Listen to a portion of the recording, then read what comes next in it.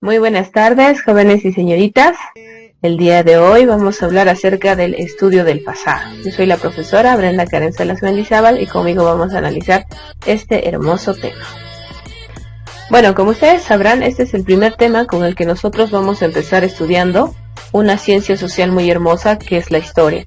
Para esto vamos a tomar en cuenta 6 aspectos, como es el porqué de nuestro presente, la historia como ciencia social, la historia como ciencia interdisciplinaria, la historia en la vida cotidiana. También vamos a citar algunos investigadores e historiadores y también vamos a plantear al final unas actividades que vamos a hacer. Comenzaremos analizando nuestro presente. ¿Qué sabemos de Machu Picchu, nuestra gastronomía y por qué tantos colores? Ya vamos a ver de qué trata cada uno, ¿no? Hablemos primero de Machu Picchu. Como ustedes pueden ver, ahí tenemos una imagen de la ciudadela de Machu Picchu y yo siempre les pregunto a ustedes, ¿y qué sabemos de esta hermosa construcción? Y muchos me dicen primero que está en el Cusco, eso es muy cierto. Segundo, que ha sido edificado en el tiempo de los incas, muy bien. Tercero, está en Urubamba. Cuarto, algo de lo más importante es que es hoy por hoy considerada una de las 7 maravillas del mundo. Pero aquí vienen muchas más preguntas y ¿por qué lo hicieron en ese punto tan estratégico y tan difícil de llegar? Muchos de ustedes yo sé que han viajado en promoción en la primaria o con su familia y para llegar a Machu Picchu el camino es muy accidentado. Por un lado tienes el barranco, por el otro lado tienes la montaña, entonces por ahí como que es difícil. Segundo, ¿para qué habrá sido? ¿Habrá sido un templo? ¿Habrá sido un lugar de descanso? ¿Habrá sido un lugar religioso? ¿Representará algo? ¿O qué significa Machu Picchu? ¿De dónde viene ese vocablo, no? Y sobre todo aquellos que han profundizado un poco más saben que el cerro, que también tiene, es el pico más alto, que también es una construcción, se llama Huayna Picchu. Entonces, Huayna Picchu, Machu Picchu, ¿qué significará? ¿De dónde vendrán estos nombres? ¿Tendrán alguna significancia? Todo eso, ¿qué cosa? Lo estudia la historia. Un segundo punto es hablar acerca de nuestra gastronomía peruana.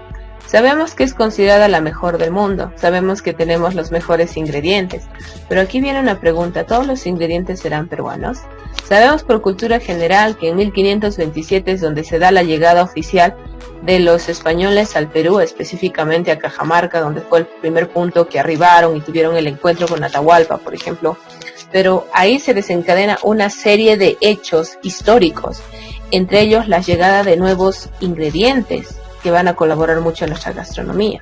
Ustedes saben, por ejemplo, que el pisco peruano es considerado uno de los mejores del mundo, por no decir el mejor. Tenemos esa excelencia, pero aquí viene la pregunta, ¿y la uva es peruana? ¿Es de origen peruano? No, la uva tiene un origen europeo, pero fueron nuestros destiladores, nuestros agricultores peruanos, mestizos, muchos de ellos, quienes trabajaron esta uva y pudieron lograr este licor que es pues de excelencia internacional. Pero entonces hay muchos hechos históricos. Recuerden que también vinieron los africanos, y los africanos también trajeron productos al margen de ser esclavos. La comunidad china, tenemos el barrio japonés, y hasta ahora último, en los últimos años hemos tenido una inmigración de gran cantidad de venezolanos, quienes también han traído su sazón, muchas cremas, y ustedes saben que uno de los platos más representativos de los venezolanos eran las arepas, y hoy por hoy son parte del Perú. En el Perú nunca se hubiera imaginado que un comercial vendiera una máquina especial para preparar arepas. Sin embargo, eso se ha dado. ¿Gracias a qué? Gracias a la inmigración venezolana. Entonces, ¿a qué viene estos ejemplos? ¿Por qué los estoy citando? Porque la gastronomía peruana, al ser tan exitosa, de lo cual nos sentimos muy orgullosos, tiene también algún origen. ¿Y quién va a estudiar ese origen, esa evolución, esa mezcla de ingredientes? Pues también la historia. Y hablando acerca de la riqueza gastronómica y de cómo la historia y la inmigración también de muchas personas ha colaborado a la evolución de nuestra actual gastronomía, de los ingredientes que tenemos, por ejemplo, hablemos del Perú como un país de todas las sangres.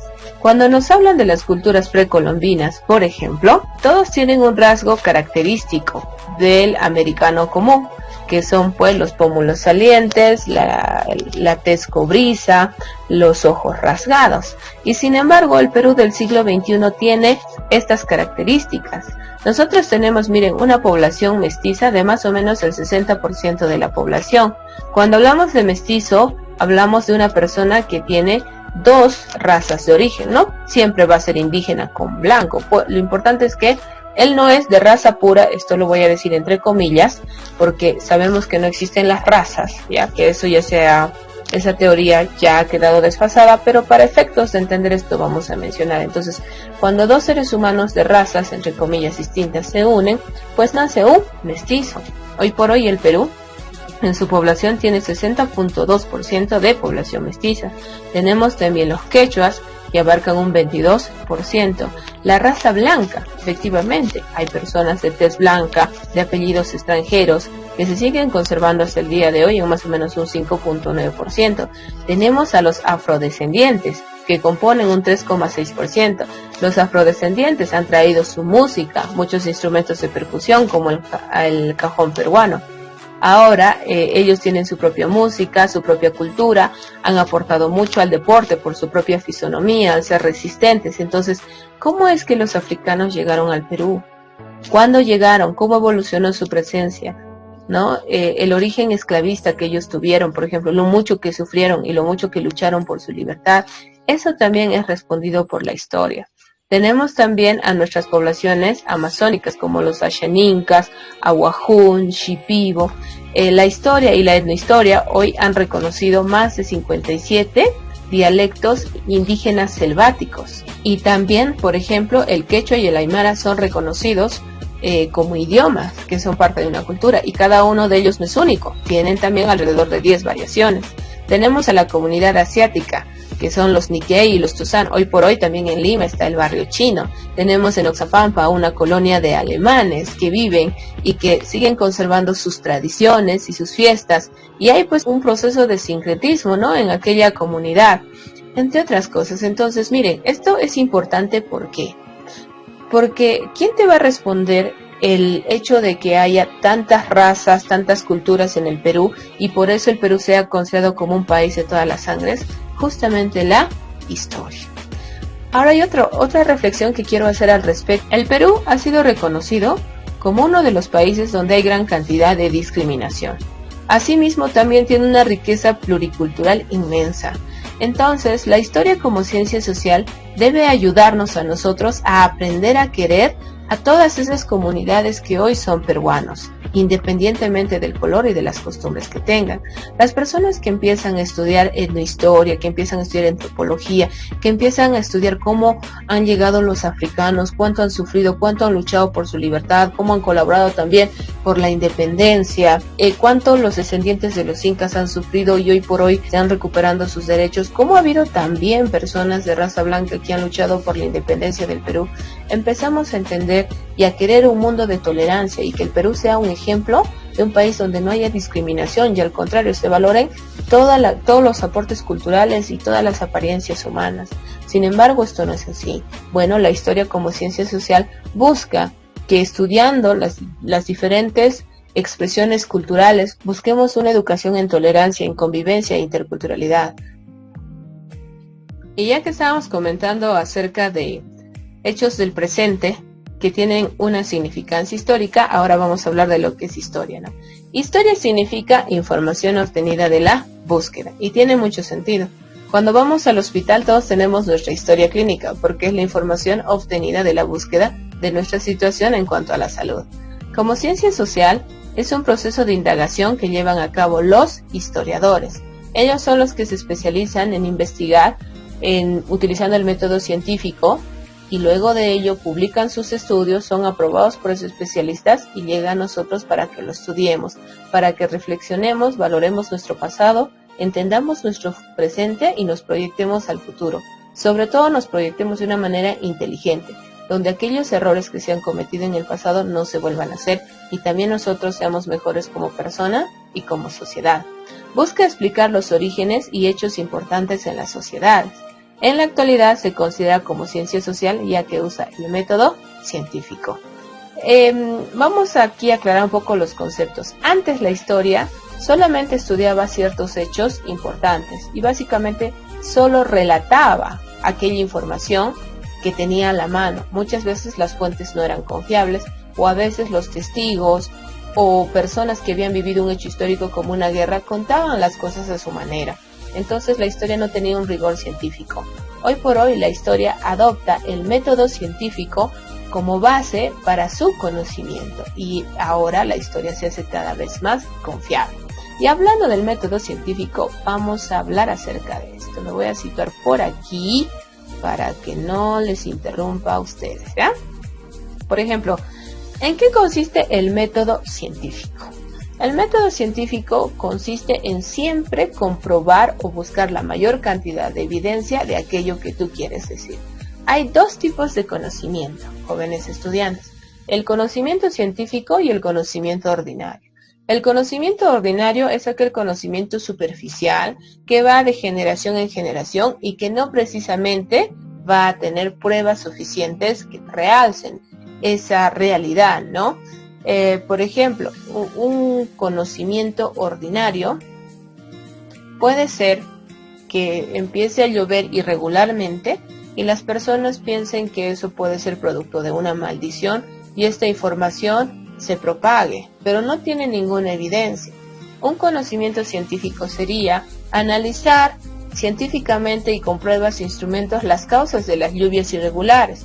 Es así, por ejemplo, que se descubrió que no era la maldición de ningún dios, sino era el fenómeno del Niño el que alteraba el clima en el Perú cada cierto tiempo. Entonces, esa es la diferencia. Un conocimiento ordinario es superficial, puede ser que esté basado en el consenso de la población, todos aceptan esa idea, pero no va a tener un soporte de evidencias necesarias para comprobar su existencia. En cambio, el conocimiento científico es más riguroso porque requiere una serie de pruebas y de teorías que sustenten aquello que tú dices, ¿no? Por ejemplo, hasta hace mucho tiempo, las personas pensaban que vivían una especie de monstruos en las cuevas y que se escuchaban voces y bulla, ¿ya? Eso era un conocimiento ordinario a tal punto que las personas no entraban a las cuevas. Hasta que vino un grupo de personas curiosas a descubrir qué era siempre lo que producía el ruido y esas voces en las cuevas, y se dieron cuenta de que cuando tú hablas en una cueva o en un espacio abierto, las ondas de aire que tu voz expulsa rebotan en las paredes, produciendo algo que llamamos eco. Entonces, ¿cuál era el conocimiento científico? Haber descubierto el eco. ¿Y cuál era el conocimiento ordinario? Pensar que habían monstruos o fantasmas que hablaban cuando tú entrabas a una cueva. Entonces, basados en este método, la historia como ciencia social también va a utilizar el método científico. El primer paso va a ser la hipótesis. El historiador debe elegir un campo de estudio y enunciar preguntas que sean relevantes. Para explicarles sobre el método científico, voy a citar a María Reich, la guardiana de Nazca. María Reich es una persona de origen alemán que en realidad era matemática de profesión, pero le apasionó tanto las líneas de Nazca que se convirtió en una de las principales estudiadoras de estas líneas misteriosas, y sus estudios siguen siendo citados hasta el día de hoy. Entonces les voy a contar esta historia. Cuando María Reich llega al Perú, en realidad ella lo hace como institutriz y profesora de matemáticas del cónsul de Alemania, si mal no recuerdo. Entonces, ella empieza a traducir ciertos textos históricos, entre ellos de Julio Cetello, acerca de muchas de nuestras culturas pre-incas. Entonces, a ella le llama la atención esas misteriosas líneas que estaban en las pampas de Ica y que eran grandes geoglifos, ¿no? Y ahí es donde ella decide convertirse en una investigadora. Entonces, su primer paso, ¿cuál fue? El historiador debe elegir un campo de estudio y enunciar preguntas que sean relevantes. En este caso, de todos los textos que María Reich leía, le llamó la atención mucho aquellos textos sobre las líneas de Nazca. Y empezó a hacerse preguntas sobre cuál era el origen y cuál era la función de estas líneas. Así creó una hipótesis. Ella pensaba, tenía varias hipótesis, ¿no? ¿Quién lo habrá hecho? ¿Por qué? ¿Sería un calendario? ¿Sería una expresión artística? No lo sabía. Entonces, en un segundo paso, un investigador debe de conocer el estado de la cuestión. El historiador debe leer todo lo que se ha investigado sobre el tema. María Reich, esta imagen en particular, ustedes la van a ver si van al Museo de Sitio, que está en la zona de La Pampa, en Ica. es el museo de sitio donde ella ha vivido. Y voy a aprovechar para mandarle un saludo muy especial a mi amigo Gerardo Dávalos, porque él es hoy por hoy el encargado de este museo, y si alguna vez van a ir acá, él les va a dar una riquísima información, como también me la dio a mí cuando fui a ese sitio. Entonces María Reich lo que hace es empieza a investigar, ¿no? Todos los escritos que había, todos los mitos, leyendas, algunas fuentes orales, preguntó a la población qué pensaban, ¿no? Algunos de ellos decían que, por ejemplo, y hasta hoy se maneja esa teoría de que pudo haber sido hecho por extraterrestres. Así ella va al paso 3, el cual es la búsqueda de fuentes, donde el historiador decide qué fuentes van a ser útiles y las recopila. Empezó a recopilar todos los artículos que ella encontraba, a preguntar. Luego de esto, el historiador analiza las fuentes y rechaza las que no son confiables. ¿Saben cuáles eran las fuentes de María Reich? 1, que los extraterrestres lo habían hecho. 2, que eran simples expresiones artísticas. 3, que tal vez podría haber sido un calendario astronómico, ¿no? Entonces ella, ¿qué hace? Empieza a desechar. Lo primero que ella desechó fue el hecho de que esto haya sido hecho por extraterrestres, porque ella también, en uno de sus experimentos, lo que hizo fue ir con unos niños y trazar su propio dibujo en las líneas de Nazca. Y se dio cuenta que era relativamente fácil y que no necesitaba de ninguna inteligencia superior para hacerlo, pero sí de ciencia, de la matemática, entre otras cosas. Así que decidió descartar esa hipótesis y trabajar con el hecho de que las líneas de Nazca habían sido elaboradas por humanos, pero ahora venía la otra pregunta: ¿y para qué servían? Entonces ella empezó a interpretar, por ejemplo, a mirar en las estrellas. Así llegó a la conclusión de que esta era probablemente, las líneas de Nazca eran dos cosas: un calendario agrícola y también un calendario astronómico relacionado con las constelaciones que los Nazca habían descubierto.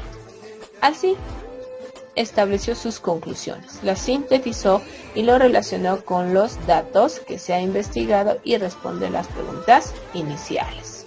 Me voy a venir por aquí para seguir explicando. Y finalmente, ¿qué tiene un investigador o un historiador? La divulgación del conocimiento. El historiador escribe un artículo o un libro para que se conozca lo investigado, pero tú no puedes escribir aquello que quieres. Si tú quieres que tu texto, tu descubrimiento, tenga algún rigor académico, tiene que ir bajo revisión. La gran mayoría de revisiones de los artículos hoy considerados científicos tiene que ser por un grupo de especialistas. ¿Dónde están los principales centros de investigación? Pues en las universidades. Así que todo aquel que investiga tiene que hacer revisar su artículo, sustentarlo si es posible, frente a un grupo de especialistas en las universidades. Y una vez que esto ha sido aprobado porque tienes el sustento adecuado, tu conocimiento puede ser considerado oficial, verdadero y puede divulgarse. Todo este proceso lo hacen las personas interesadas en la historia, con el único fin de preservar nuestro pasado, hacer que nos sintamos nosotros orgullosos de nuestra historia. Muchas veces analizan guerras, analizan conflictos y se dan cuenta, por ejemplo, de que es un error. Me salgo un poquito del tema para entender esto de los hechos históricos. Por ejemplo, la ONU, la Organización de las Naciones Unidas, fue creada después de la Segunda Guerra Mundial. Y uno de sus propósitos, ¿cuál era? Era el de preservar la paz. Porque la Segunda Guerra Mundial trajo tanta muerte, tanta contaminación, tanta desolación, tanto número de viudas, sufrimientos, que a la larga la gente se dio cuenta que no era o que no valía la pena establecer una guerra, que debería de ser el último recurso entre países, y de ahí nace la ONU. Entonces, hay un análisis histórico de por medio, que esto no se hace solamente porque voy a contar un cuentito, porque me gusta ser culta y esto no.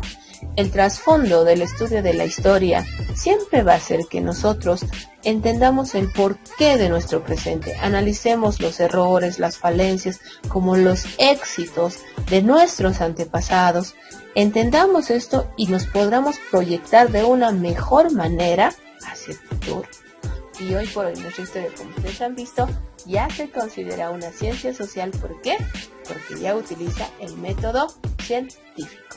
Parte de una hipótesis, hace un análisis, busca pruebas fiables, interpreta los datos, los sustenta y los publica. Muy bien, entonces para terminar esto del método científico les comento. Ustedes saben que en la cultura Paracas una de las cosas que destaca son las deformaciones craneanas. Se han encontrado pues cráneos alargados y hubo gente que pensó, e inclusive actualmente hay videos en el YouTube que piensa que este tipo de cráneos no era de humanos, sino que era de extraterrestres. Bueno, no está mucho más allá de la realidad porque nadie tiene un cráneo deformado de esa manera. Entonces la historia, utilizando el método científico, hizo pruebas de ADN y se dieron cuenta que los esqueletos pertenecían a los humanos.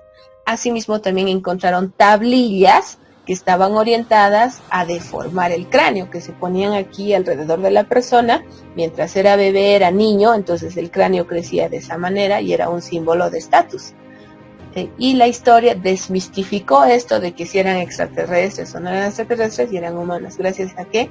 Gracias al método científico.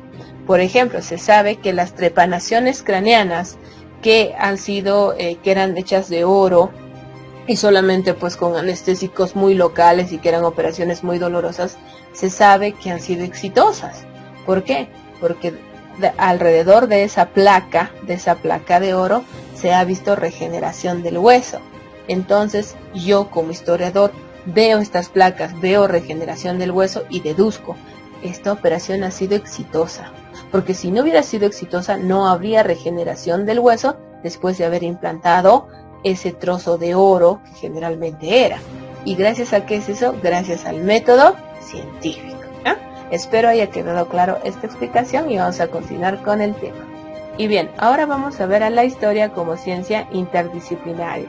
La historia es una ciencia muy fascinante, muy hermosa y muy misteriosa, pero no podría hacer muchas cosas sola. Necesita de otras ciencias que le ayuden a ser más exacta y más precisa. Justamente eso vamos a ver ahora. Empezaremos hablando por qué significa interdisciplinario.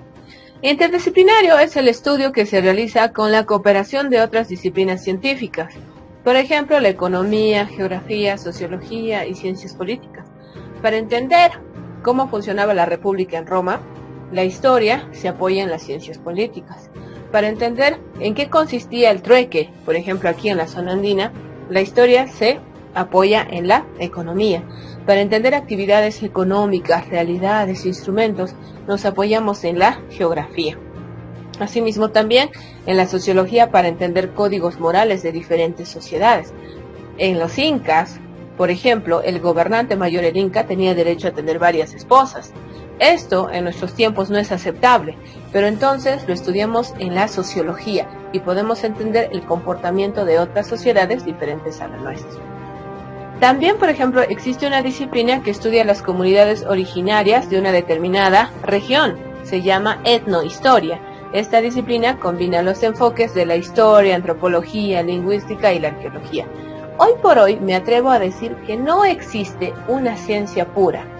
¿Por qué? Porque sola no puede hacer muchas cosas. Entonces, la gran mayoría de ciencias, por no decir la totalidad de estas, son interdisciplinarias, porque van a ayudarse entre ellas para lograr descubrimientos más exactos. Por ejemplo, tenemos acá la geología. La geología determina la antigüedad de las capas del terreno en las que se producen hallazgos arqueológicos. Por ejemplo, el descubrimiento de los fósiles de dinosaurio se dan en determinadas capas que se conocen como estratos. Y estos nombres, estas características de los estratos, ¿quién estudia? Bueno, pues la geología. La epigrafía estudia e interpreta las inscripciones antiguas. La epigrafía estudia las interpretaciones inscritas antiguas. Entonces ahí podemos ver la lengua, la escritura de muchas de las iconografías que nosotros o que los historiadores han encontrado. La numismática es la ciencia que se ocupa del estudio de las monedas y de las medallas antiguas. Cleopatra ha sido considerada por mucho tiempo la reina más hermosa del antiguo Egipto, pero nadie conocía su belleza verdadera o por lo menos su apariencia, hasta que por la numismática se descubrieron monedas con su rostro y podemos descubrir al día de hoy el verdadero rostro de Cleopatra. Así también el verdadero rostro de Julio César. Igual que ahora en el presente nosotros tenemos nuestros billetes con las personas que son históricas, con las personas que son reconocidas a nivel nacional. Lo mismo pasaba también en la antigüedad, y la numismática es la ciencia que va a estudiar este tipo de situación. Luego tenemos a la arqueología. Se encarga de conocer las sociedades del pasado por medio de restos materiales que dejaron. Entonces, la arqueología, ¿qué va a estudiar? Toda aquella evidencia física. ¿Te recuerdan películas como las de Indiana Jones, por ejemplo, que va por los antiguos templos, antiguos palacios buscando tesoros? Algo así de interesante es el trabajo de los arqueólogos. Requiere mucha paciencia, mucha interpretación. Estar perdido en el campo por semanas, viviendo en una tienda, excavando y viendo cuán válidos son todos los restos arqueológicos que van, por ejemplo, desde cerámica, ofrendas, momias, tipos de enterramiento y entre otros. La arqueología es una gran aliada de la historia porque le da ese soporte físico a todos sus descubrimientos, ¿no? Tenemos también la paleografía, que va a estudiar los documentos antiguos, así como la paleontología, que estudia los seres vivos de épocas antiguas a partir de restos fósiles. Sí, estás acertando. La paleontología es la encargada de estudiar todo resto fósil y es la ciencia gracias a la cual nosotros tenemos conocimiento de los dinosaurios. Otra ciencia también y otros seres maravillosos que son estudiados por la historia en combinación con la paleontología. ¿Qué tal? ¿Qué les parece? Entonces concluimos en esta parte. Yo podría considerar como docente que todas las ciencias hoy por hoy son interdisciplinarias, porque una sola no puede lograr resultados tan exactos. Hay un refrán que dice: si caminas solo, caminarás más rápido, pero si caminas entre varios, llegarás más lejos. Más o menos así se aplica. Entonces, cuando las ciencias se ayudan unas a otras, pueden llegar a descubrir más cosas, pueden llegar a enriquecer mejor el conocimiento. Como les había comentado, antes la historia se centraba en estudiar hechos históricos. Un hecho histórico es aquel que va a lograr un gran cambio o va a tener grandes repercusiones en las sociedades, como la Revolución Francesa, a la cual le debemos, por ejemplo, la caída y progresiva de las monarquías y que haya reaparecido las ideas de la república y de la democracia, ¿no? Otro hecho histórico es la llegada de los españoles a América y en especial, digamos, a nuestro Perú, a nuestro país, porque ha sido un cambio, un corte total de lo que era la evolución del Perú como país autónomo para entrar en una dependencia. Y como les decía, para entrar en una mezcla, en un sincretismo de costumbres, riquezas, religiosidad, por ejemplo, ¿no? La llegada de los españoles tuvo repercusión grande en todo el continente. Es por eso porque en Brasil se habla portugués.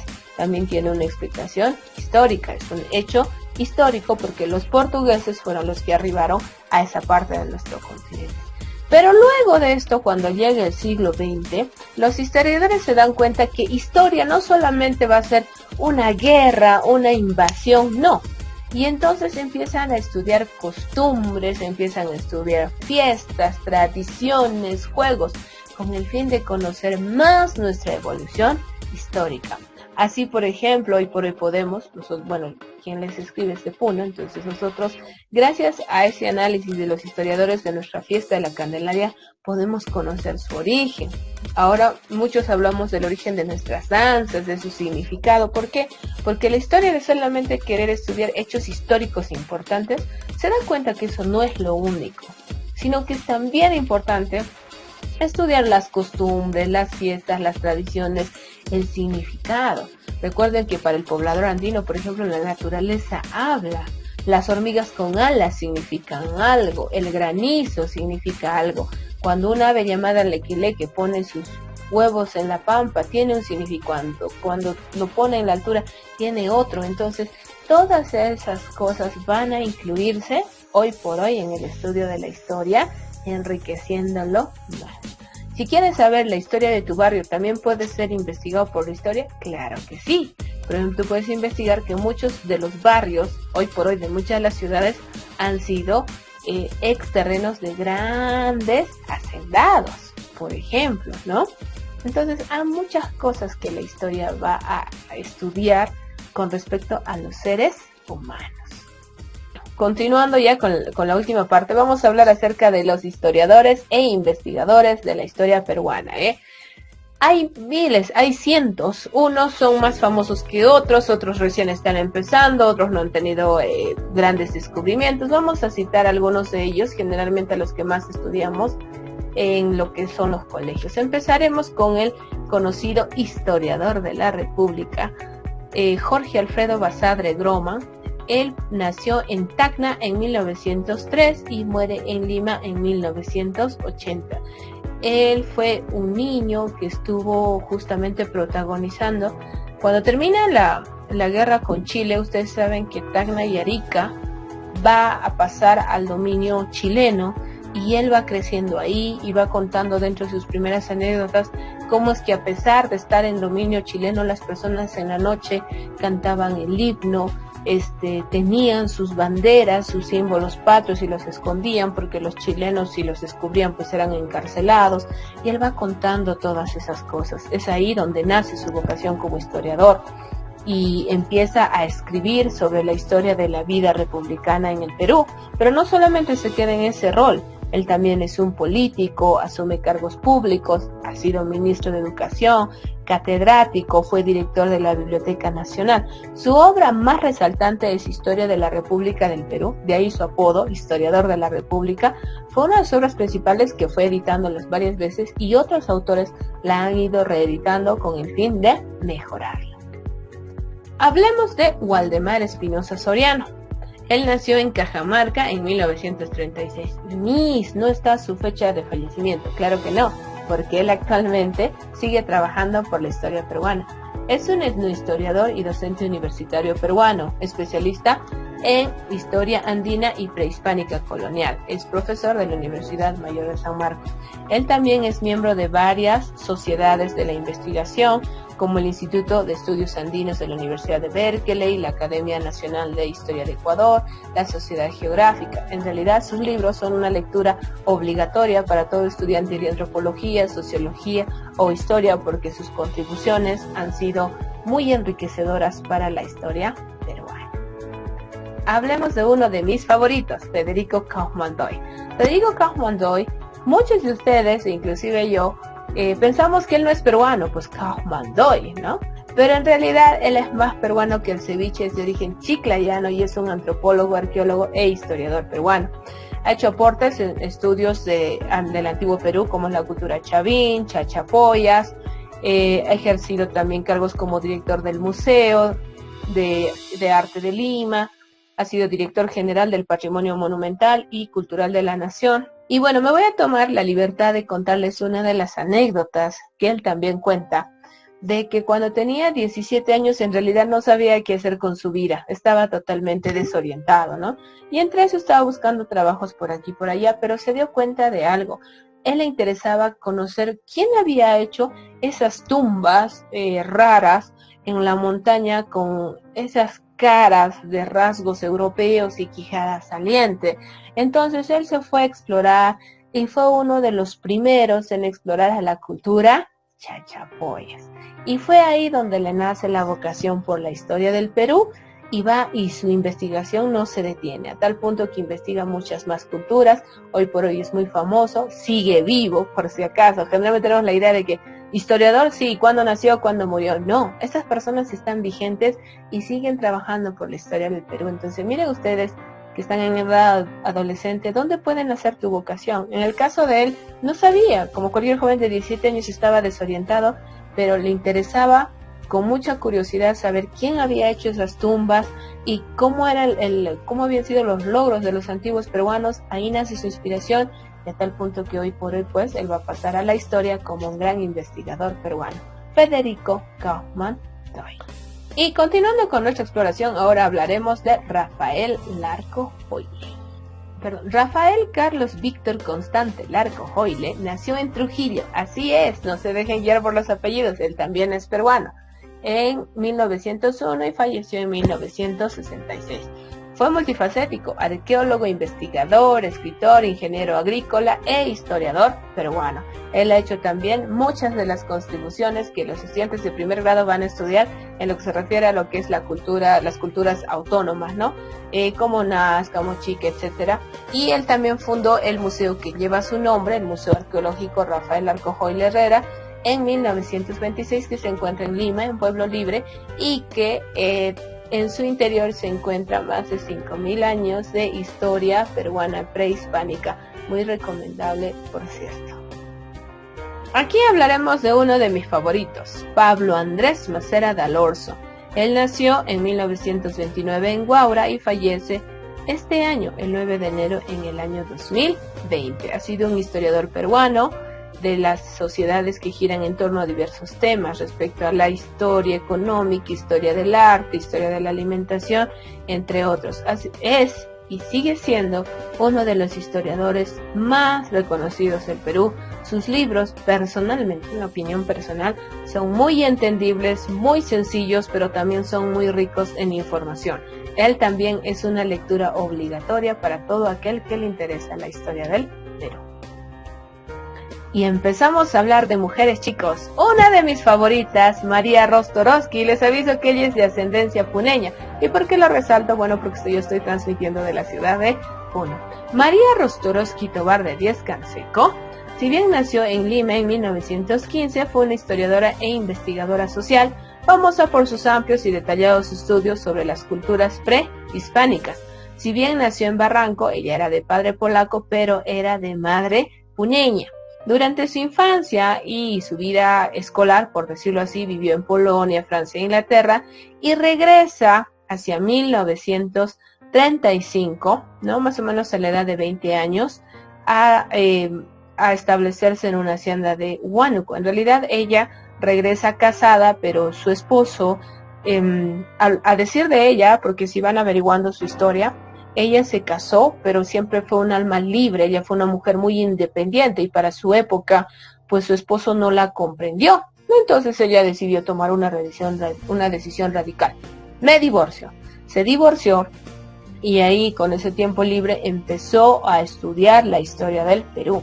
Cuenta ella que estaba en la biblioteca y tomaba apuntes a su manera, tenía su propio método de recolección de datos, cuando aparece el historiador Raúl Porras Barnechea y la ve y le dice, ¿qué estás haciendo? Ella pregunta y le dice, así no se hace el citado de fuentes, y le empieza a enseñar. Así ella empieza a asistir como alumna libre en la Universidad de San Marcos, y es una de las principales discípulas del historiador Raúl Porras Barnechea, y empieza a organizar todos sus apuntes y empieza a averiguar más sobre la historia del Perú. Destacan muchas de las obras de ellas como Pachacútec Inca Yupanqui. También habla acerca de la organización social, económica y la dimensión religiosa de grupos étnicos de la costa central. Les cuento que ella habla de Francisca Pizarro. ¿Y quién era Francisca Pizarro? Era la hija del conquistador español y de Inés Huaylas Yupanqui, hija de Huayna Cápac. Entonces, antes de que ella estudiara todo esto, nadie sabía mucho de que había sido de la descendencia de Pizarro. Y sin embargo, ella investiga la vida marital de Pizarro, cómo es que él pues se casa con Inés Huaylas Yupanqui, hija de Huayna Cápac, y tienen una hija llamada Francisca Pizarro, que bueno, pues vive un tiempo en el Perú, luego de eso radica en España, no tiene hijos, ahí ya termina la descendencia de Francisco Pizarro, pero ¿quién es la que investiga esto? María Rostorowski. También ella ha asumido cargos relacionados, por ejemplo, como la Agregaduría Cultural de la Embajada del Perú, la dirección del Museo Nacional de Historia, entre otras cosas. Y ella siempre ha sido una mujer intrépida, siempre ha sido una mujer curiosa, una mujer que no le ha gustado quedarse atrás, y como les digo, ella ha sido una rebelde de su época. Y un datito más, miren, si ella nació en el año 2015 y murió en el 2016, murió a la edad pues de casi 102 años. años. Si ustedes buscan alguna de sus entrevistas en el YouTube, se van a dar cuenta que ella a los 90 años estaba totalmente lúcida, totalmente pícara, con ese espíritu libre que siempre la caracterizó. Una de nuestras mejores historiadoras, María Rostorowski. Y recuerden que también es peruana y que sobre todo mitad de su sangre es puneña. Sigamos entonces hablando de mujeres. Así es, tenemos que reconocer la participación de la mujer en la historia peruana. Hablemos de María Reich Gross Neumann. Sí, no, ella no es peruana en realidad, pero su historia también es igual de fascinante. Ella es de Dresden, Alemania, que es la misma cuna de Max Uhle, también otro alemán investigador de la historia peruana. Y ella llega al Perú como institutriz de los hijos de cónsul de Alemania. Ella había estudiado matemática, era profesora de matemática, pero en realidad como era alemana y tenía conocimiento en español, empieza a traducir textos, ¿no? Para Julio Cetello, para Paul Kosok, etc. Entonces ella se va interesando por las líneas de Nazca. Y cuando llegan las líneas de Nazca, estaba totalmente fascinada por esa historia, por esas líneas. Ella se paraba sobre una escalera, porque en aquel entonces ni siquiera había aviones, se paraba sobre una escalera y empezaba a divisar y entendía la perfección de esas líneas. No podía divisarlas bien, pero sus estudios en matemática le ayudaban a hacer las proyecciones, ¿no? Entonces, cuando ella llega, muchos lugareños la miraban con desconfianza, le decían bruja, porque siempre ella, como ven en la imagen, desde joven ella estaba con su escoba y salía para cuidar esas líneas y las estudiaba mucho.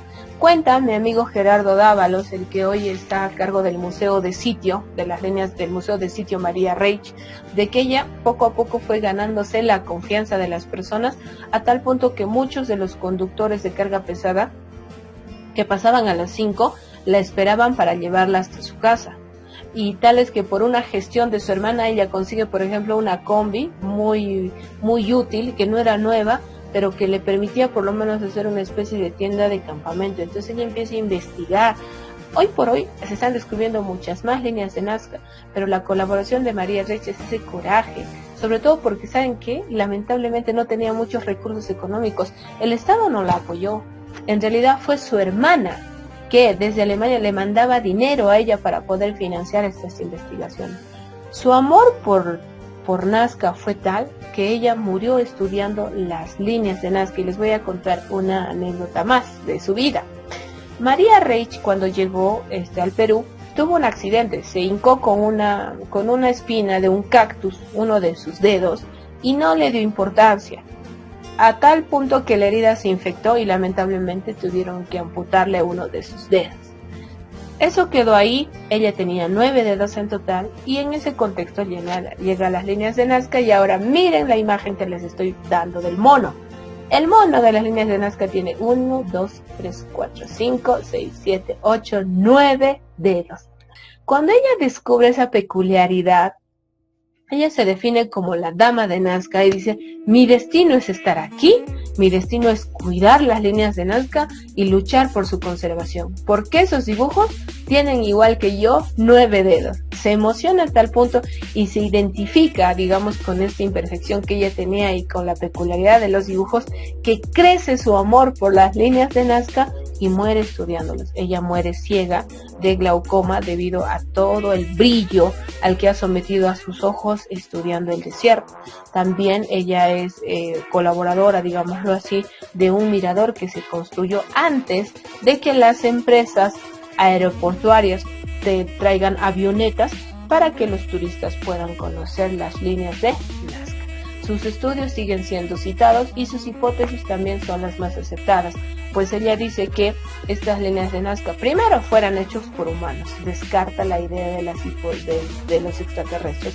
Segundo, que pudo haber sido un calendario astronómico destinado a fijar los ciclos y los cambios climáticos, y también los relaciona mucho con algunas constelaciones en determinadas épocas del año. Una mujer con mucho coraje, una mujer con mucho ideal. Ella no tuvo riqueza material en realidad. Como les digo, tuvo un gran financiamiento por parte de su hermana. pero su amor por las líneas de Nazca, la coincidencia de los 9 dedos, hace que ella sea una de las grandes investigadoras de esta cultura y que su nombre haya pasado a la historia. Así que ya saben, si es que van a Ica, vayan al Museo de Sitio María Reich y se van a encontrar con mi amigo Gerardo, que les va a dar una explicación mucho más específica de la que yo les estoy dando sobre esta maravillosa mujer que estudió nuestras líneas de Nazca. Y bueno, vamos a ver a otra mujer, una mujer de la actualidad, Ruth Shadi. Ruth Marta Shadi Solís nació en 1946 en el Callao y hoy es una destacada antropóloga, arqueóloga y educadora peruana, reconocida por su labor y revalorización y datación del sitio arqueológico de Caral.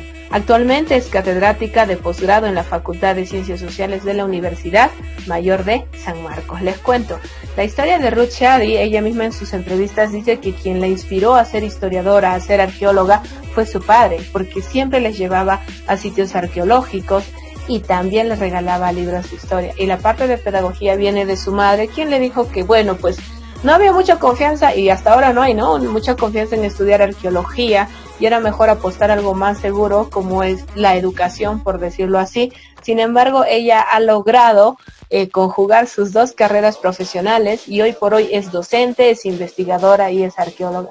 Su mayor descubrimiento es Caral. Caral queda en el Valle de Supe y había sido ya investigado por anteriores historiadores, pero no había sido muy tomado en cuenta. Entonces, cuando ella empieza sus investigaciones alrededor de 1994, se da cuenta de que realmente esta civilización había sido grande, había sido una civilización independiente, pero sobre todo le interesaba saber mucho la antigüedad.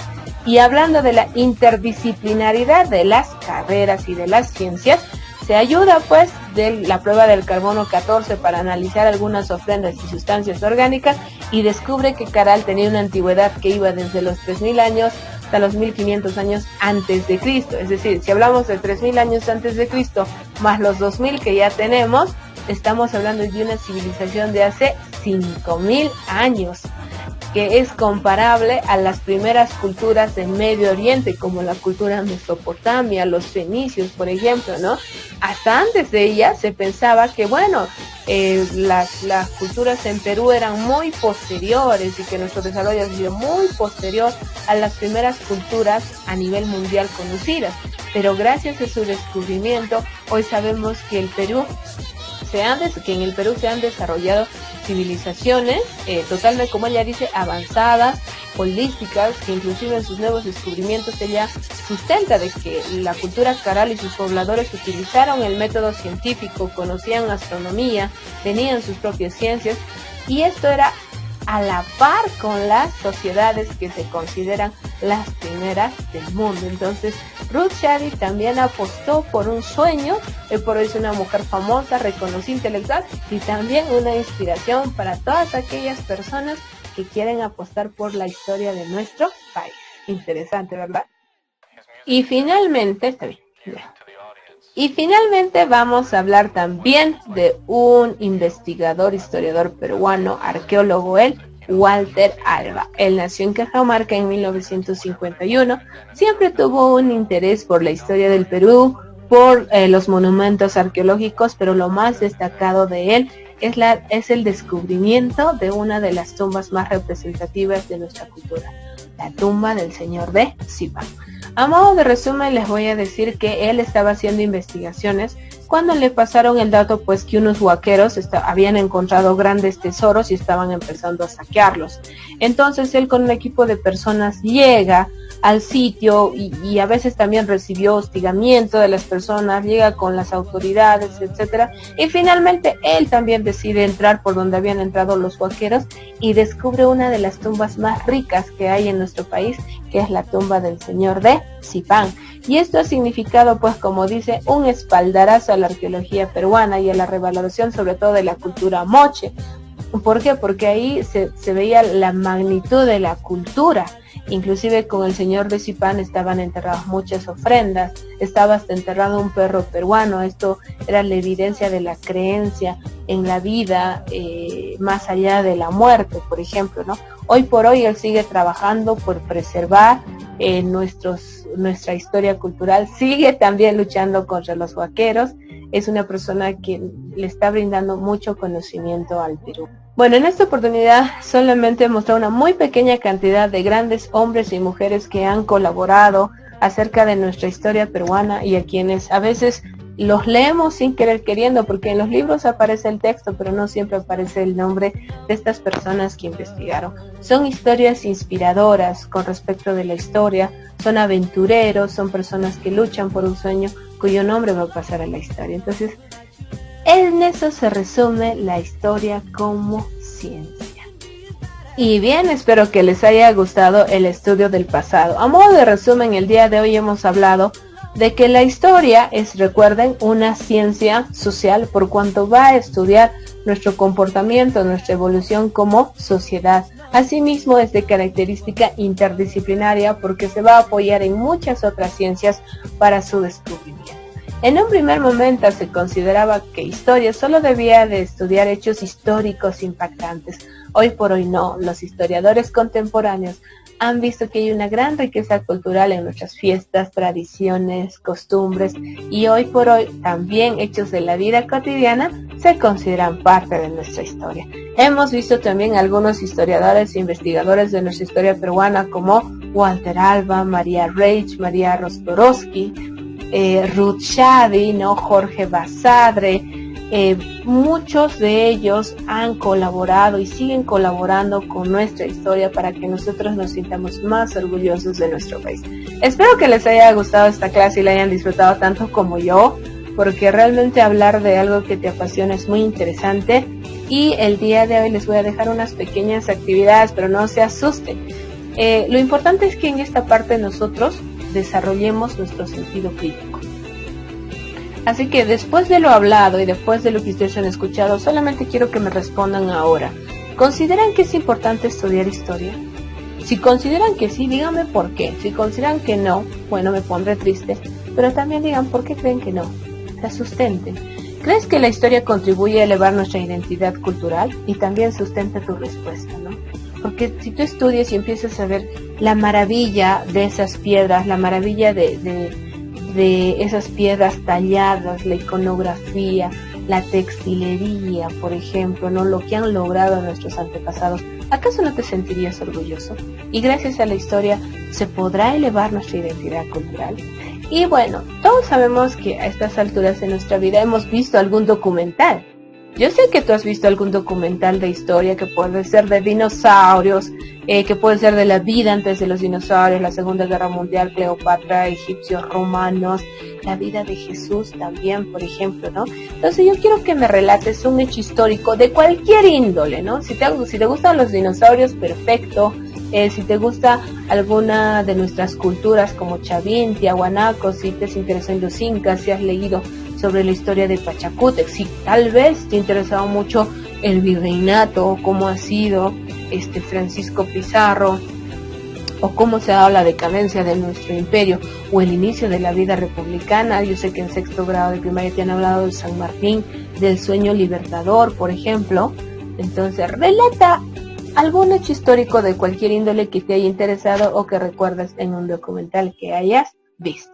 Ya sabes que tenemos nuestro propio método de trabajo, pero sobre todo decirte que espero que hayas disfrutado la clase tanto como yo, porque este solamente es el primer tema. Ahora que hemos reflexionado de la importancia de la historia, vamos a empezar a hablar ya de temas más específicos para sentirnos más orgullosos de toda nuestra riqueza cultural. Soy Brenda Karen Salas Mendizábal y esto ha sido el estudio del pasado. Conmigo será hasta una próxima sesión. ¡Chao!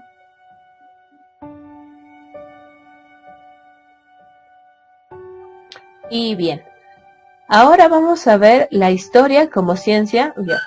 Y bien, ahora vamos a ver a la historia como ciencia interdisciplinaria. La historia es una ciencia muy fascinante, muy hermosa y muy misteriosa, pero no podría hacer muchas cosas sola. Necesita de otras ciencias que le ayuden a ser más exacta y más precisa. Justamente eso vamos a ver ahora.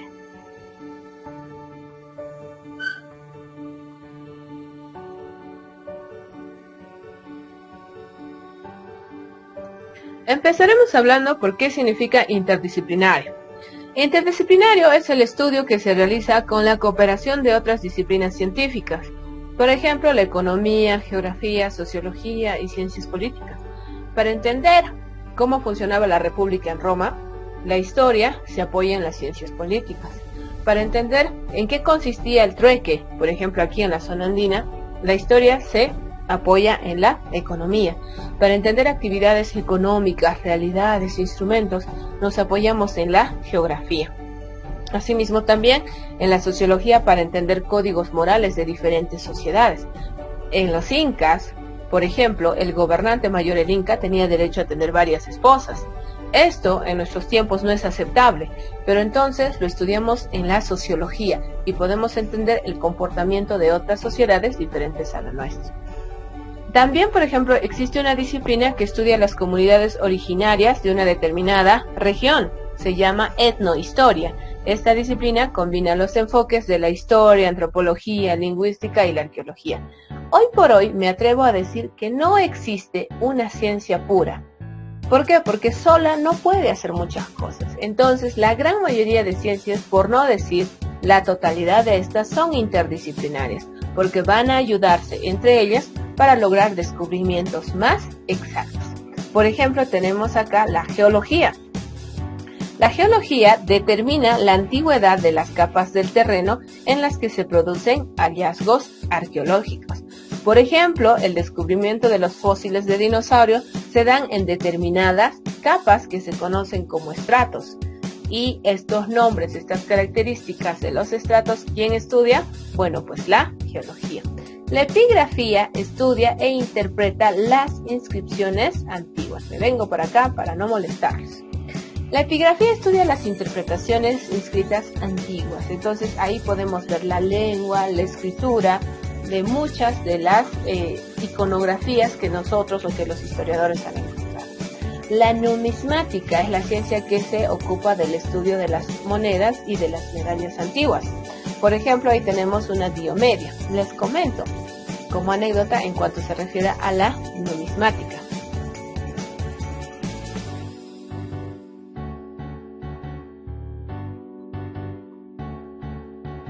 Cleopatra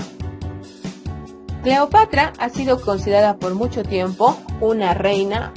Cleopatra ha sido considerada por mucho tiempo la reina más hermosa del antiguo Egipto, pero nadie conocía su belleza verdadera, o por lo menos su apariencia. Nadie la conocía, hasta que por la numismática se descubrieron monedas con su rostro y podemos descubrir al día de hoy el verdadero rostro de Cleopatra. Así también el verdadero rostro de Julio César.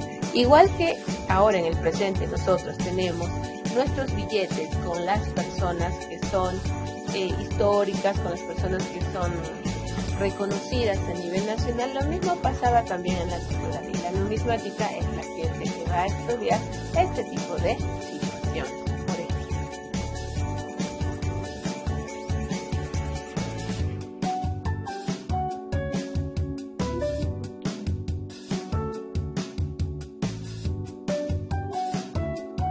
luego tenemos a la arqueología. La arqueología se encarga de conocer las sociedades del pasado por medio de restos materiales que dejan. Luego tenemos a la arqueología. Se encarga de conocer las sociedades del pasado por medio de restos materiales que dejaron. Entonces, la arqueología, ¿qué va a estudiar? Toda aquella evidencia física. ¿Te recuerdan películas como las de Indiana Jones, por ejemplo, que va por los antiguos templos, antiguos palacios buscando tesoros? Algo así de interesante es el trabajo de los arqueólogos. Requiere mucha paciencia, mucha interpretación. Estar perdido en el campo por semanas, viviendo en una tienda, excavando y viendo cuán válidos son todos los restos arqueológicos que van, por ejemplo, desde cerámica, ofrendas, momias, tipos de enterramiento y entre otros. La arqueología es una gran aliada de la historia porque le da ese soporte físico a todos sus descubrimientos, ¿no? Por ejemplo, nosotros podemos hablar de el Coricancha. Hoy por hoy es una construcción que se encuentra en el Cusco y que sabemos que en su tiempo ha sido o estaba recubierta de ¿qué? De oro. Entonces, la arqueología y la historia se unen ¿Para qué? Para darnos precisiones más exactas acerca de esta ciencia. Tenemos también la paleografía, que va a estudiar los documentos antiguos, así como la paleontología, que estudia a los seres vivos de épocas antiguas a partir de restos fósiles. Sí, estás acertando. La paleontología es la encargada de estudiar todo resto fósil y es la ciencia gracias a la cual nosotros tenemos conocimiento de los dinosaurios, otra ciencia también y otros seres maravillosos que son estudiados por la historia, en combinación con la paleontología. ¿Qué tal? ¿Qué les parece? Entonces concluimos en esta parte. Y yo podría considerar como docente que todas las ciencias hoy por hoy son interdisciplinarias, porque una sola no puede lograr resultados tan exactos.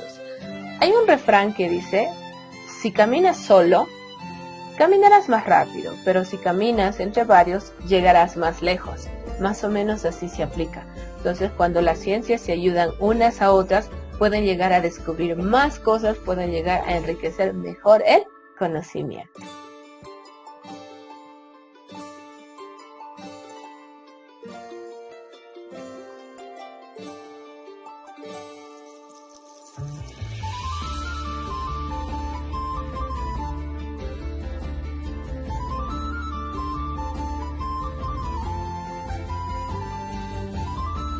Bien, y como cuarto punto nos toca hablar acerca de la historia en la vida cotidiana.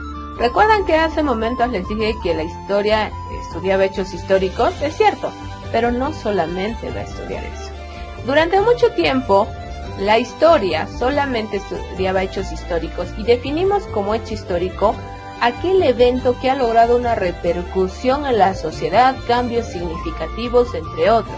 Por ejemplo, la Revolución Francesa es un gran hecho histórico que ha sentado las bases para los derechos de todos los seres humanos en el presente, con su eslogan igualdad, fraternidad y justicia, ¿no? Por ejemplo.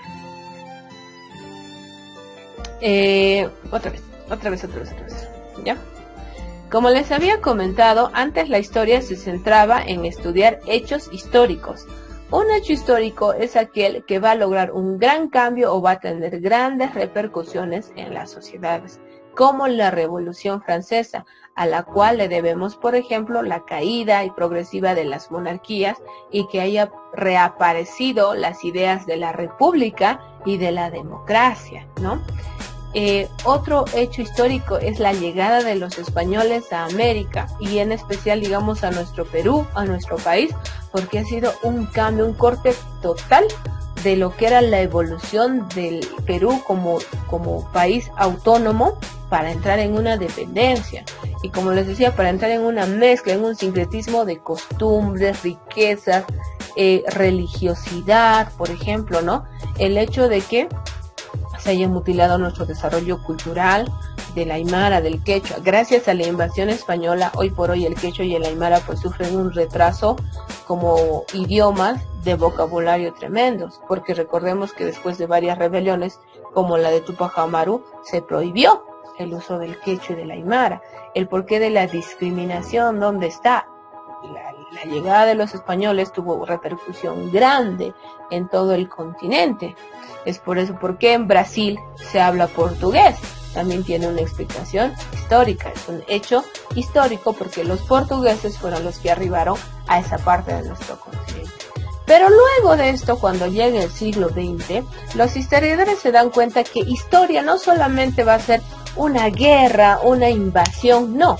Y entonces empiezan a estudiar costumbres, empiezan a estudiar fiestas, tradiciones, juegos, con el fin de conocer más nuestra evolución histórica.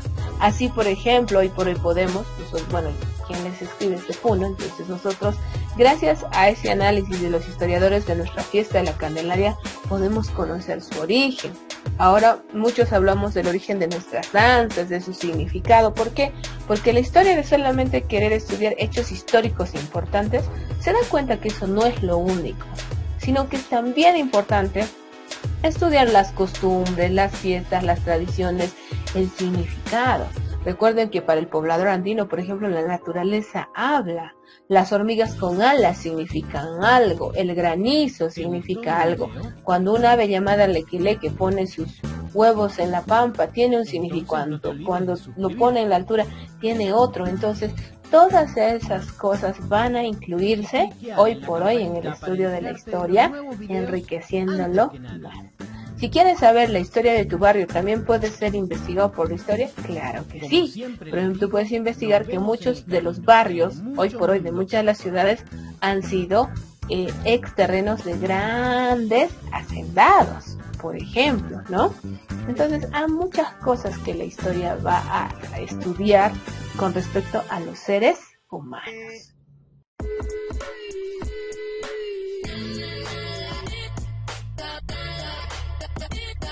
Ahora sí, y bueno, continuando ya con la última parte, vamos a hablar acerca de los historiadores e investigadores de la historia peruana, Hay miles, hay cientos, unos son más famosos que otros recién están empezando, otros no han tenido grandes descubrimientos. Vamos a citar algunos de ellos, generalmente los que más estudiamos en lo que son los colegios. Empezaremos con el conocido historiador de la República, Jorge Alfredo Basadre Groma. Él nació en Tacna en 1903 y muere en Lima en 1980.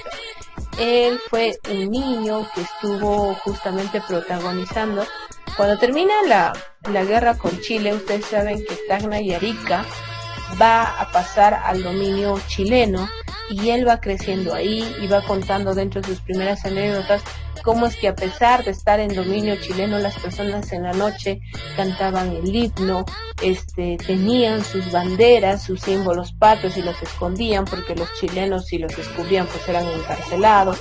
Y él va contando todas esas cosas. Es ahí donde nace su vocación como historiador y empieza a escribir sobre la historia de la vida republicana en el Perú. Pero no solamente se queda en ese rol. Él también es un político, asume cargos públicos, ha sido ministro de Educación, catedrático, fue director de la Biblioteca Nacional. Su obra más resaltante es Historia de la República del Perú, de ahí su apodo, historiador de la República. Fue una de sus obras principales que fue editándolas varias veces y otros autores la han ido reeditando con el fin de mejorarla.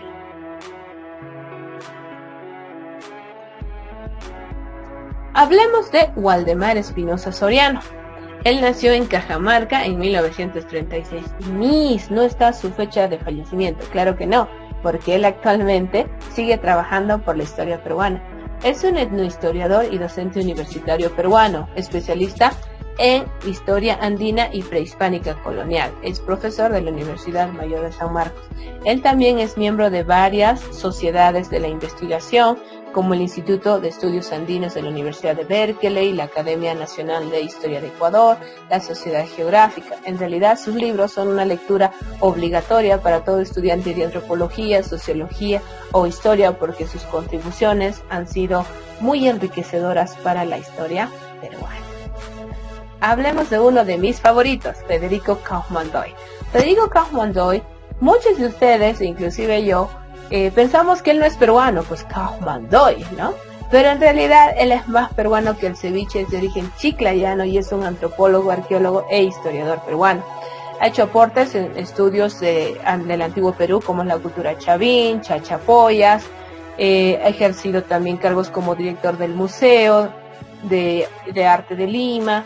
Ha sido director general del Patrimonio Monumental y Cultural de la Nación, etcétera. Les voy a comentar una anécdota de él, ¿no? Federico Kaufmann-Doy dice que él cuando tenía 17 años, y bueno, me voy a tomar la libertad de contarles una de las anécdotas que él también cuenta, de que cuando tenía 17 años en realidad no sabía qué hacer con su vida, estaba totalmente desorientado, ¿no? Y entre eso estaba buscando trabajos por aquí y por allá, pero se dio cuenta de algo. Él le interesaba conocer quién había hecho esas tumbas raras en la montaña con esas caras de rasgos europeos y quijadas salientes. Entonces él se fue a explorar y fue uno de los primeros en explorar a la cultura chachapoyas. Y fue ahí donde le nace la vocación por la historia del Perú y su investigación no se detiene, a tal punto que investiga muchas más culturas.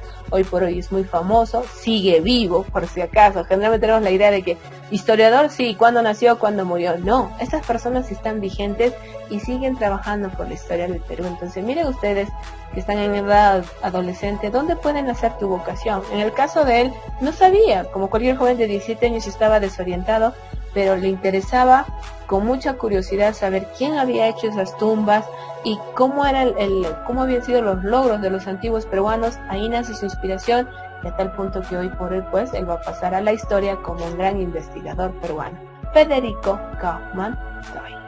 Y como les digo una vez más, no se dejen guiar por su apellido, él es más peruano que el ceviche.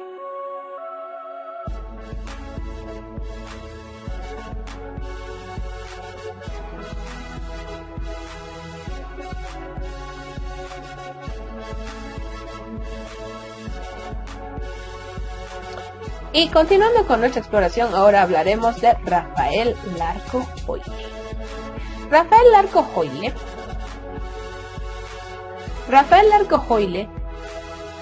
Rafael Carlos Víctor Constante Larco Hoyle nació en Trujillo, así es, no se dejen guiar por los apellidos, él también es peruano, en 1901 y falleció en 1966. Fue multifacético, arqueólogo, investigador, escritor, ingeniero agrícola e historiador peruano.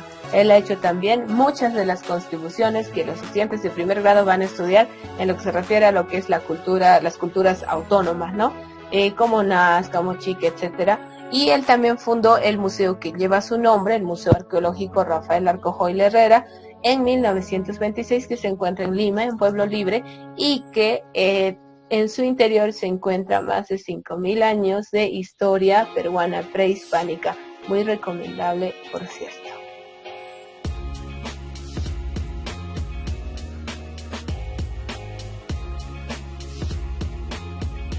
Aquí hablaremos de uno de mis favoritos, Pablo Andrés Macera Dalorzo.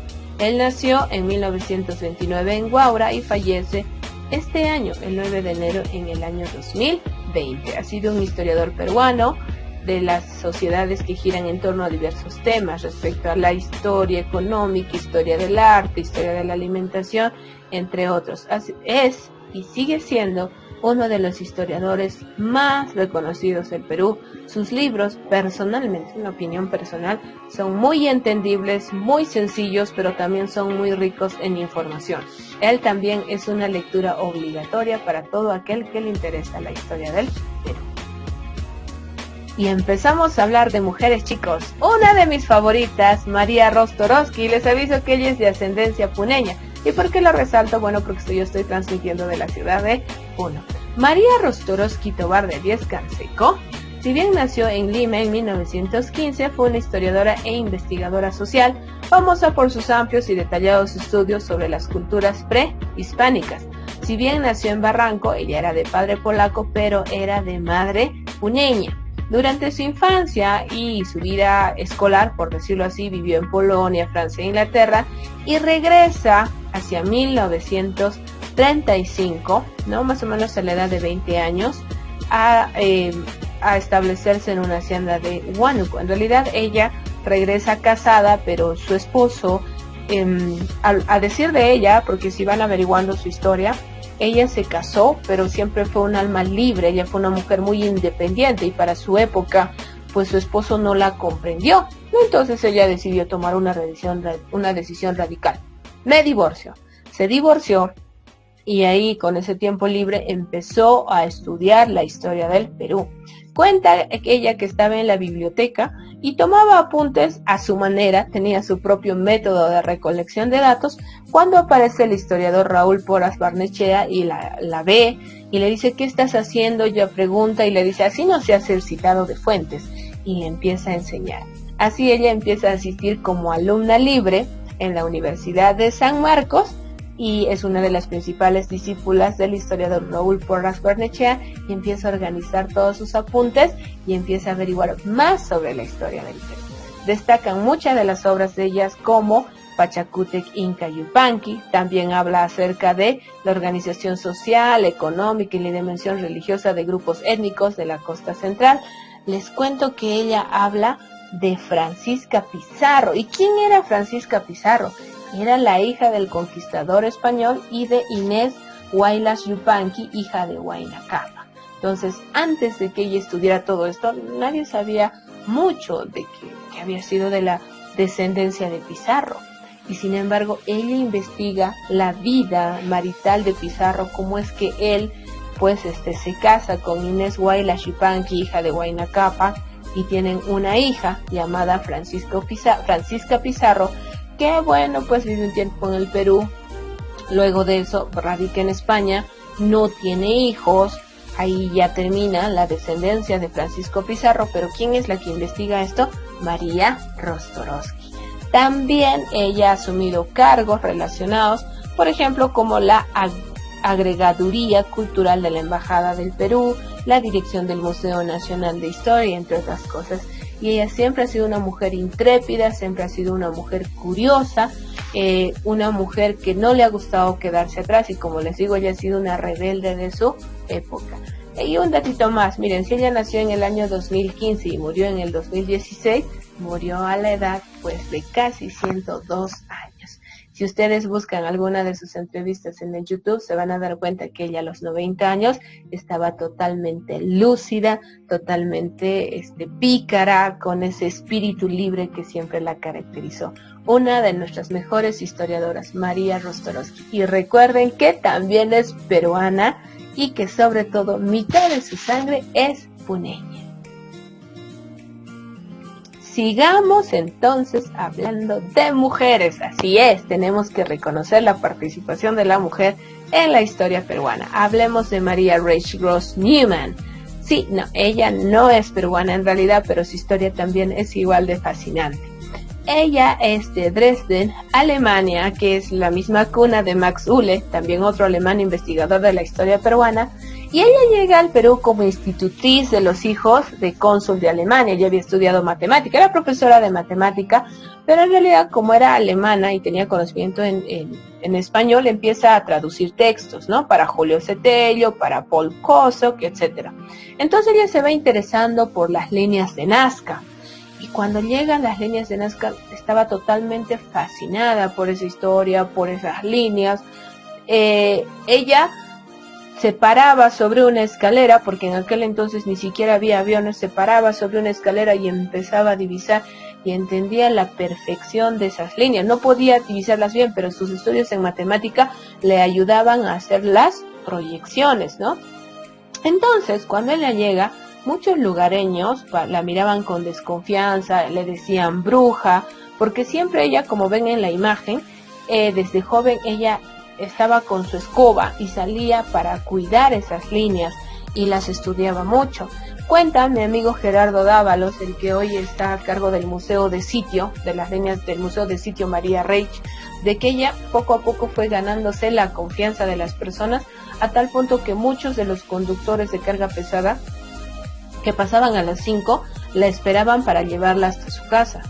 Y tal es que por una gestión de su hermana ella consigue, por ejemplo, una combi muy útil, que no era nueva, pero que le permitía por lo menos hacer una especie de tienda de campamento. Entonces ella empieza a investigar.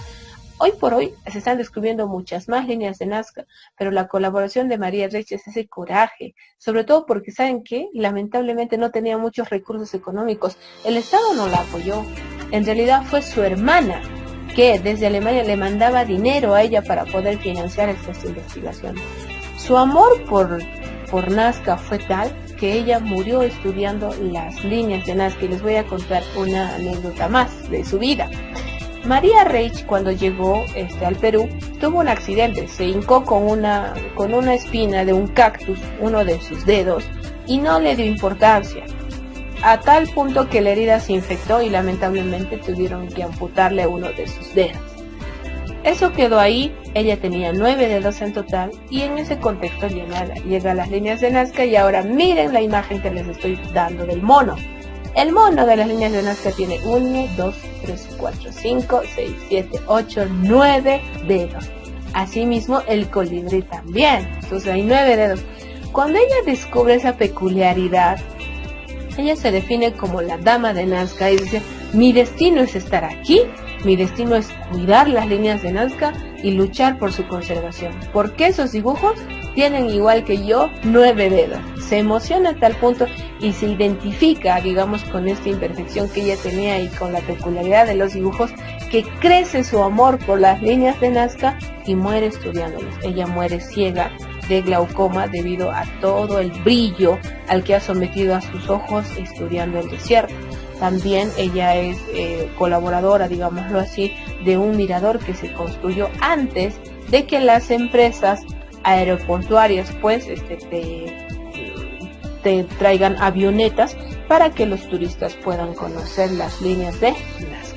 Sus estudios siguen siendo citados y sus hipótesis también son las más aceptadas, pues ella dice que estas líneas de Nazca primero fueran hechos por humanos, descarta la idea de los extraterrestres.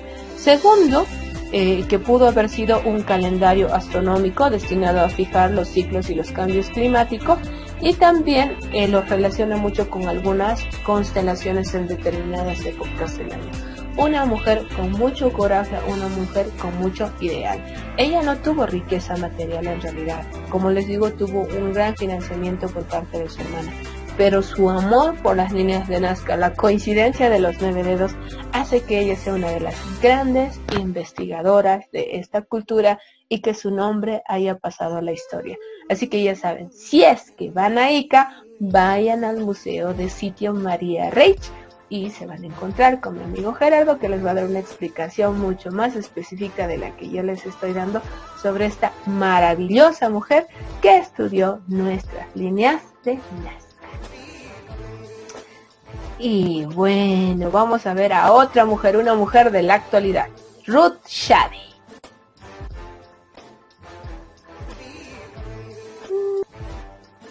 Y ya que estábamos comentando acerca de hechos del presente que tienen una significancia histórica, ahora vamos a hablar de lo que es historia, ¿no?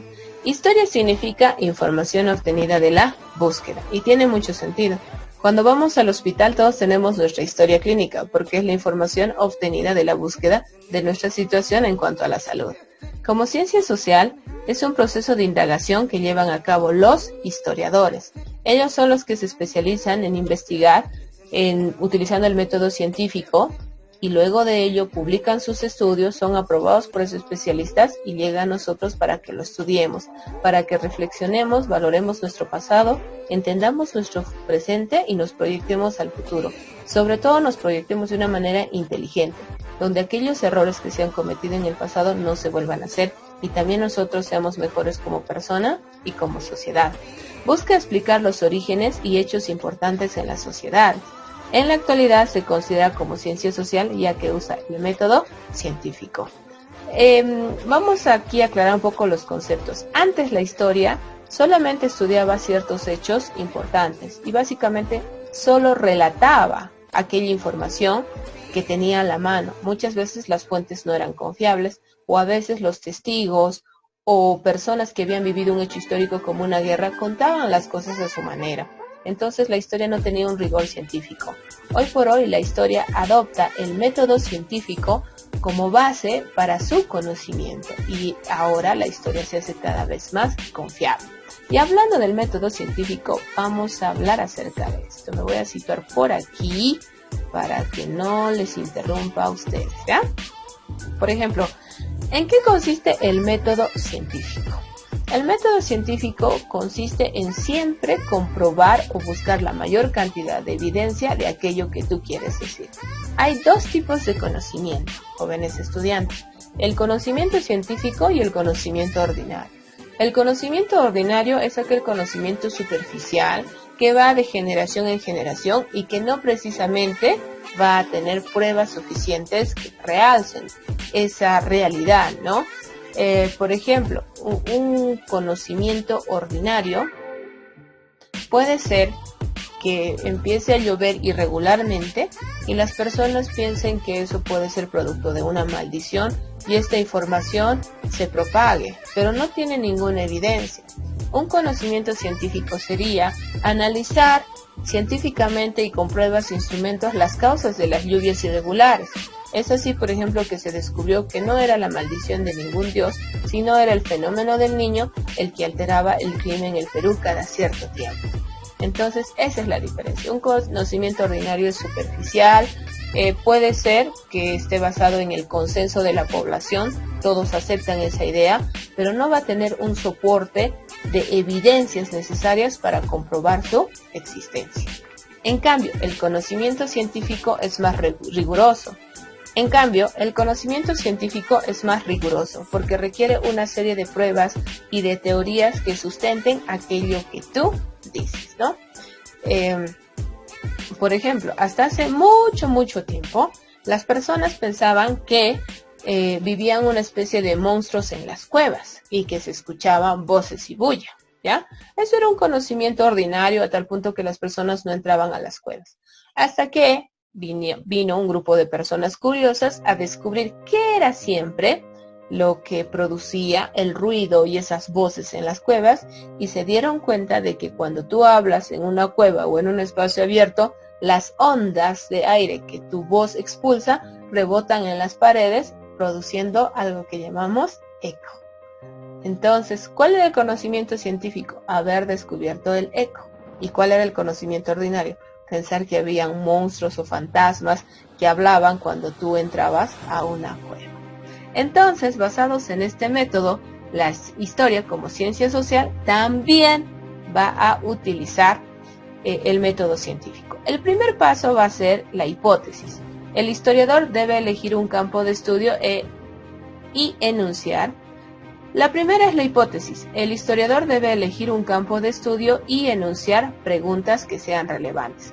Para explicarles sobre el método científico, voy a citar a Maria Reich, la guardiana de Nazca.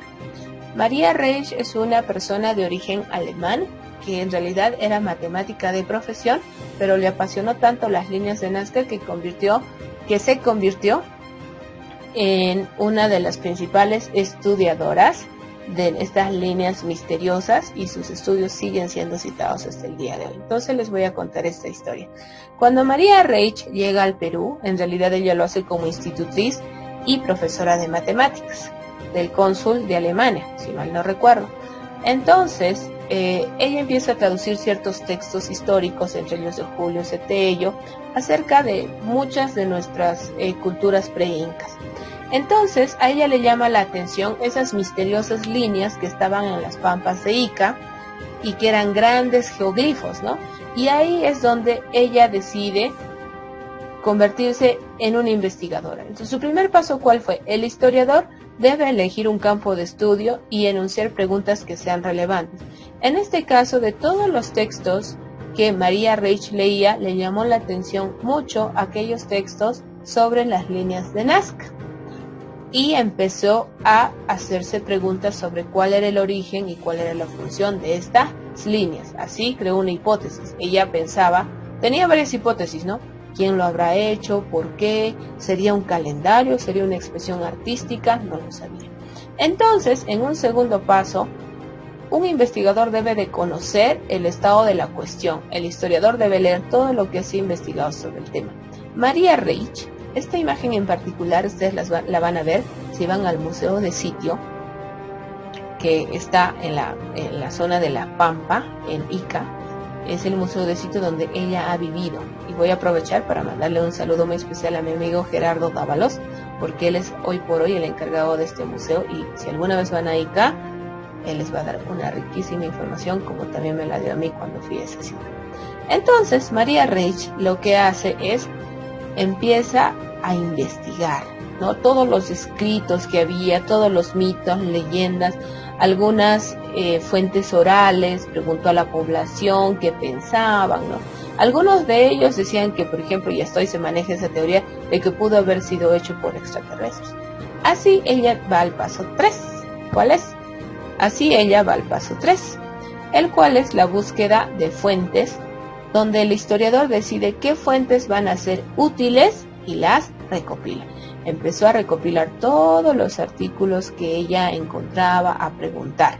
Luego de esto, el historiador analiza las fuentes y rechaza las que no son confiables. ¿Saben cuáles eran las fuentes de Maria Reich? 1, que los extraterrestres lo habían hecho. 2, que eran simples expresiones artísticas. 3, que tal vez podría haber sido un calendario astronómico, ¿no? Entonces ella, ¿qué hace? Empieza a desechar. Lo primero que ella desechó fue el hecho de que esto haya sido hecho por extraterrestres, porque ella también en uno de sus experimentos lo que hizo fue ir con unos niños y trazar su propio dibujo en las líneas de Nazca, y se dio cuenta que era relativamente fácil y que no necesitaba de ninguna inteligencia superior para hacerlo, pero sí de ciencia, de la matemática, entre otras cosas. Así que decidió descartar esa hipótesis y trabajar con el hecho de que las líneas de Nazca habían sido elaboradas por humanos, pero ahora venía la otra pregunta: ¿para qué servían? Entonces ella empezó, por ejemplo, a mirar en las estrellas. Así llegó a la conclusión de que probablemente las líneas de Nazca eran dos cosas: un calendario agrícola y también un calendario astronómico relacionado con las constelaciones que los Nazca habían descubierto. Así estableció sus conclusiones, las sintetizó y lo relacionó con los datos que se ha investigado y responde las preguntas iniciales. Me voy a venir por aquí para seguir explicando. Y finalmente, ¿qué tiene un investigador o un historiador? La divulgación del conocimiento. El historiador escribe un artículo o un libro para que se conozca lo investigado, pero tú no puedes escribir aquello que quieres. Si tú quieres que tu texto, tu descubrimiento tenga algún rigor académico, tiene que ir bajo revisión. La gran mayoría de revisiones de los artículos hoy considerados científicos tiene que ser por un grupo de especialistas. ¿Dónde están los principales centros de investigación? Pues en las universidades. Así que todo aquel que investiga tiene que hacer revisar su artículo, sustentarlo si es posible, frente a un grupo de especialistas en las universidades. Y una vez que esto ha sido aprobado porque tienes el sustento adecuado, tu conocimiento puede ser considerado oficial, verdadero y puede divulgarse. Todo este proceso lo hacen las personas interesadas en la historia, con el único fin de preservar nuestro pasado, hacer que nos sintamos nosotros orgullosos de nuestra historia. Muchas veces analizan guerras, analizan conflictos y se dan cuenta, por ejemplo, de que es un error.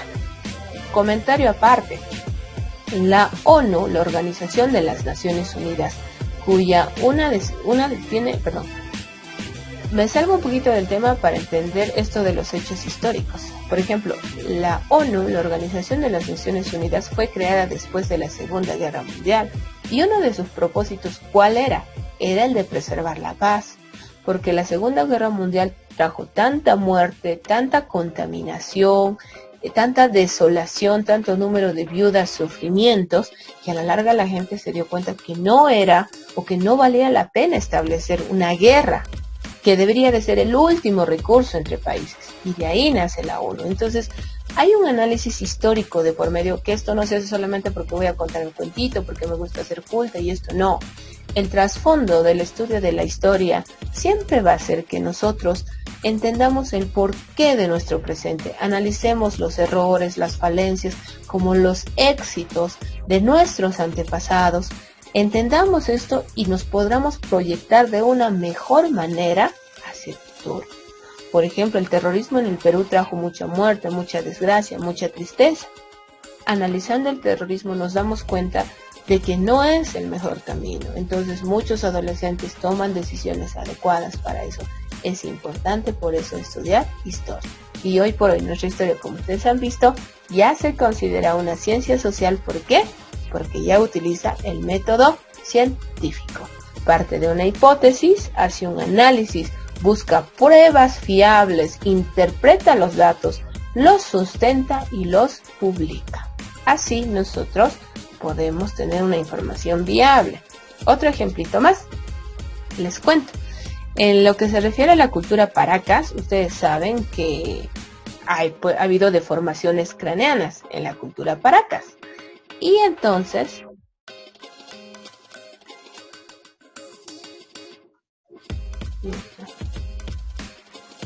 muy bien, entonces para terminar esto del método científico les comento.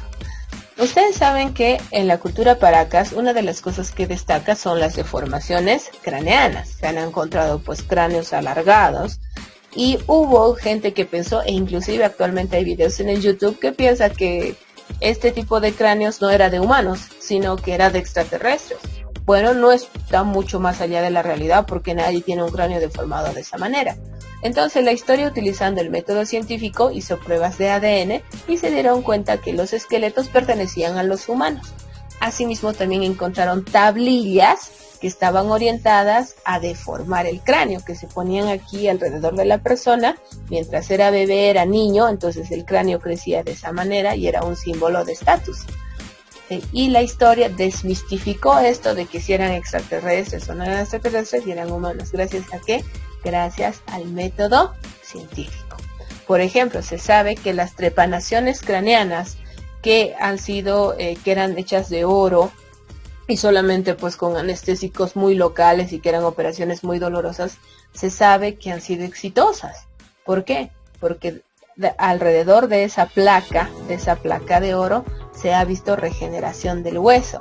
Entonces yo como historiador veo estas placas, veo regeneración del hueso y deduzco, esta operación ha sido exitosa, porque si no hubiera sido exitosa no habría regeneración del hueso después de haber implantado ese trozo de oro que generalmente era.